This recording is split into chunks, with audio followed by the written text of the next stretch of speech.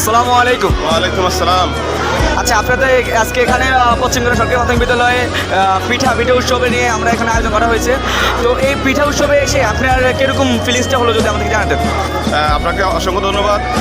আসলে এই বিদ্যালয়টি আমরা এই বিদ্যালয়ের সাবেক ছাত্র। আমার বাবা এই বিদ্যালয়ের ছাত্র ছিলেন, আমার মাও এই বিদ্যালয়ের ছাত্র ছিলেন। প্রাইমারি স্কুলগুলো আসলে কিন্ডার গার্ডেন এবং বেসরকারি বিদ্যালয়ের মাঝে এটা চাপা খেয়ে পিছিয়ে পড়ে গেছে।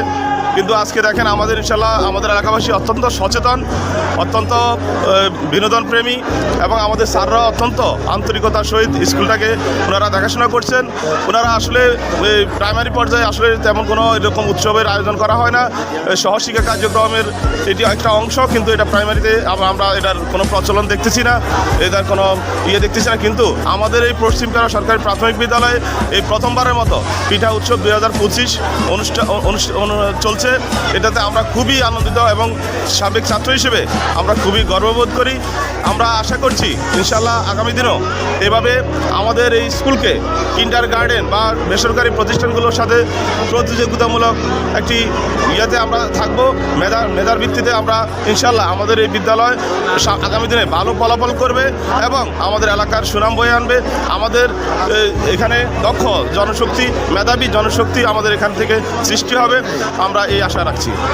আচ্ছা, আপনি তো প্রতি স্টলটা ঘুরে দেখেছেন। এখন প্রতি স্টলে কীরকম রকম পিঠা রয়েছে বা কীরকম অ্যারেঞ্জমেন্ট করা হয়েছে কিংবা কীরকমভাবে সাজানো গোছানো রয়েছে, যদি ওই বিষয়ে আমাদের কিন্তু রিভিউ দিতে। আপনাকে ধন্যবাদ। যদিও এটি প্রথম একটি আয়োজন, তারপরও অত্যন্ত সাজানো গোছানো, অত্যন্ত এদের এই যে প্রেজেন্টেশন আমার খুবই ভালো লেগেছে। এবং আমার মা বোনেরা আমাদের যে গ্রামের যে ঐতিহ্য, আমাদের যে এলাকার ঐতিহ্য পিঠা, আমাদের ঐতিহ্যের মেলবন্ধনটা হয়েছে আজকে।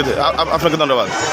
আচ্ছা, আপনি তো এখানে প্রতিটা পিঠা খেয়ে দেখেছেন। তো এই পিঠাটা খেয়ে কি আপনি আপনার ওই আগের সোনালী দিনের কথাগুলো কি আপনার মনে পড়ে কিনা বা স্মরণে আসে কিনা আগের সোনালী দিনের কথাগুলো? অ্যাবসলিউটলি। আমরা আসলে সেই গ্রামের আমাদের যে প্রথম নবান্নের সময় যে আমাদের পিঠা পায়েস হইতো, আমরা অনেকে আসলে এখন যে আমাদের গ্রামীণ জীবন হলো, আমাদের রায়পুরটা অনেক উন্নত এলাকা, এটা অনেকটা শহর জীবনের মতো, যান্ত্রিক জীবনের মতো হয়ে গেছে।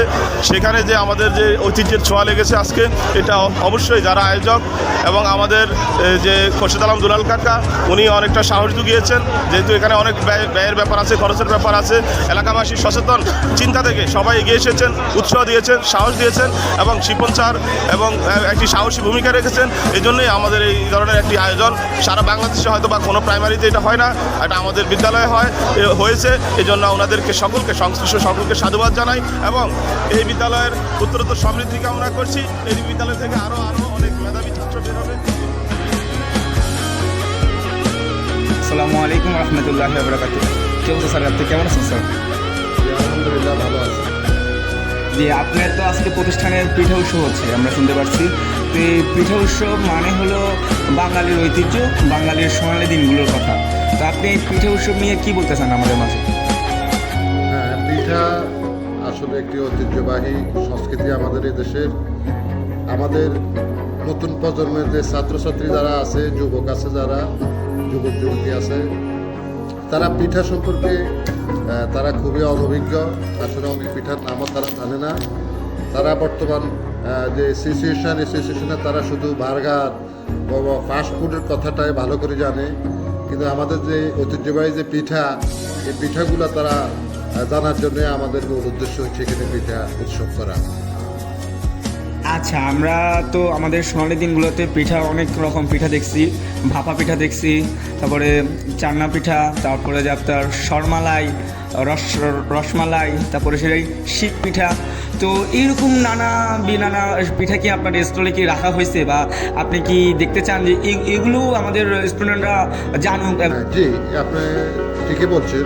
আমাদের যে পিঠাগুলোর কথা আপনি বলছেন, এই পিঠাগুলো আমাদের নতুন প্রজন্মের ছাত্রছাত্রীরা এগুলো জানুক, এগুলো সম্পর্কে বুঝুক, আমাদের ঐতিহ্যকে লালন করুক। এই পিঠা জানার মাধ্যমে তারা আমাদের ইতিহাস এবং ঐতিহ্যকে ভালো করে জানবে।